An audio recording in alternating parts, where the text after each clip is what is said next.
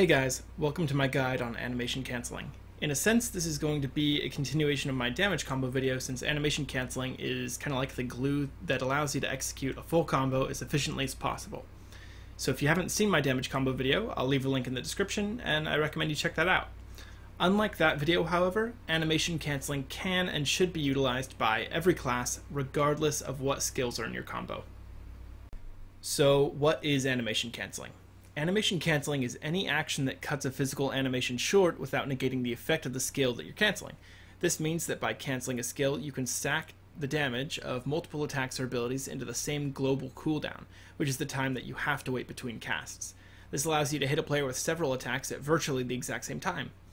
If you're new, you've probably been on the receiving end of this, where it appears that a player might even be cheating because of the speed that he's able to cast abilities. However, animation cancelling is not a bug or an exploit, and ZeniMax is aware of and even balances the game around the assumption that players are animation cancelling. Keep in mind that while using a keyboard, like a gaming keyboard and mouse is fine, using a macro to animation cancel is considered a violation of ZeniMax's terms of service, and I will provide a link to the developer's official stance on that in the description. Light attack cancelling, which is also called light attack weaving, is the easiest form of animation cancelling. If you cast a light attack followed by an ability, you'll cancel part of the animation of the light attack, allowing you to stack a light attack and an ability together. This improves your potential damage per second and also allows you to build more ultimate since light attacks build ultimate. With the recent buff to light attacks in Somerset, weaving is more important than ever, and you should try to cast a light attack in between every ability when possible. In the same way that you can cancel a light attack with a skill, you can also cancel a skill with a variety of different actions. These include blocking, bashing, roll dodging, and weapon swapping. Block cancelling is the fastest, most consistent form of animation cancelling, and it's especially useful when you're executing, since blocking prevents you from getting stunned or immobilized, which would allow your opponent to recover. This is great when you're getting leaped or meteored, since you would want to block anyways. So try to make the most of any time you have to block by sneaking in a light attack and an ability by animation cancelling it.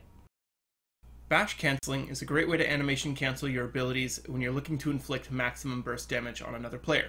For example, I'll light attack, surprise attack, bash cancel my attacks on a Nightblade who's out of stealth in order to overwhelm him in between his cloaks. The same principle applies to sorcerers who have their wards down. This technique is especially useful for sword and shield users since they'll have lower DPS on average and reduce bash cost. Keep in mind that both block and bash cancelling will increase the strain on your stamina significantly, as they don't only cost stamina but prevent you from recovering stamina during the duration of the block and bash animation. Roll dodge cancelling is great for both speeding up the cast times of your abilities while providing all of the defensive benefits of roll dodging. Keep in mind that while useful, roll dodging itself can't be cancelled, so while cancelling with a roll dodge will speed up the damage that you do with preceding attacks, it will reduce the consistency with which you can cast attacks, which makes it suboptimal for high to medium health targets. Roll dodge cancelling is most useful for sneaking in some damage while you're dodging anyways, and also for cancelling your execute in a 1vx situation where you plan to kite regardless of whether or not your ability finishes your target.